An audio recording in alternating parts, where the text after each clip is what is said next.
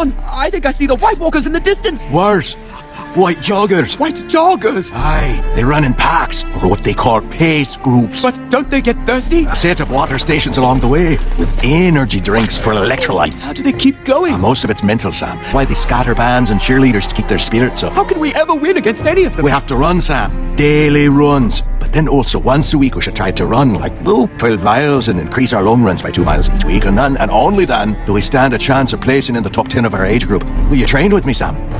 Oh, no, that sounds hard. I'm gonna go be fat downstairs.